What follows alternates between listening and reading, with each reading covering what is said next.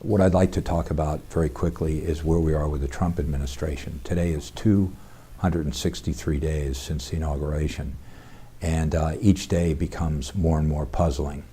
It becomes more and more apparent to me that Donald Trump doesn't have the ability to serve as President of the United States, and whether it means that this will come out in the wash with the investigations by Mr. Mueller, or will come out through Senate or House investigations, or eventually will come out because his own party, the Republican Party, decides that they can no longer tolerate a president that is involved in the type of irrational behavior that's gone on now for 263 days.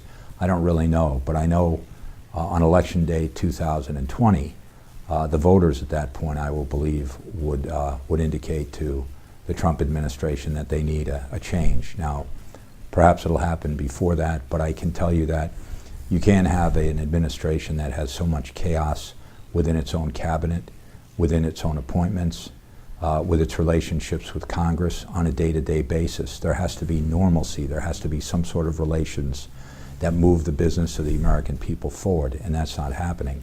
And that's very puzzling to me.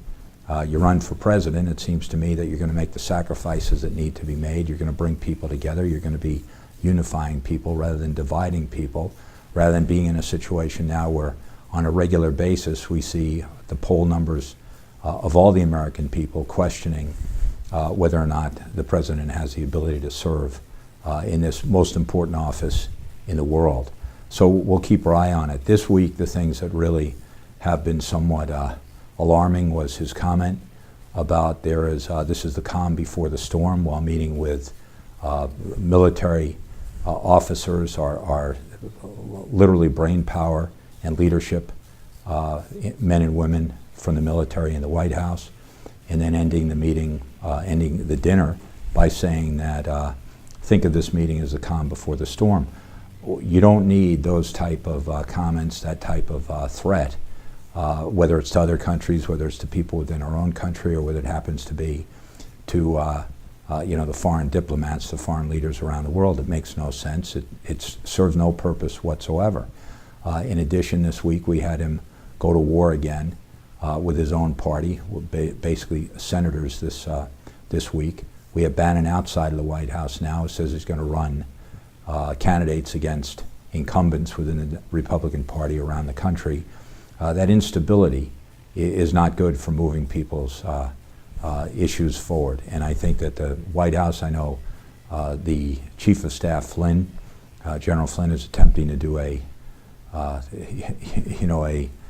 yeoman work in trying to get some sort of consistency out of the White House, but it just doesn't seem on a day-to-day basis to be working. So I would hope, say a prayer for the United States, say a prayer for the world, but specifically begin to say a prayer that we have leaders that step forward and either rein in the irrationality of our president, or at the very least begin to work together, Democrats and Republicans working together to solve the problems of the American people, and then putting it on the president's desk.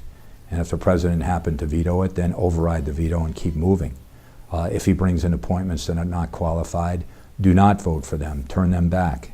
Force people to be nominated who are going to be a credit to our system, a credit to our communities, a credit to this country. But if we continue on the pace that we're on now, we're going to have a government that's in breach. We're going to have a government that is completely unstable very, very quickly. I don't know Mr. Tillerson, the Secretary of State, but I can tell you that Mr. Tillerson is not someone that you run out of government. Mr. Tillerson should serve at the pleasure of the president, but basically serve in the best interest of the people of the United States. And to have this constant musical chairs within the White House and within the cabinet is very, very counterproductive and quite frankly very dangerous. You need stability. You need to fill in these positions lower than the cabinet secretaries, lower than the sub-cabinet secretaries, and begin working on behalf of the American government. So day 263 starts with everyone knowing what we have to do to move forward as a country, and let's hope that they begin to do it. Thanks.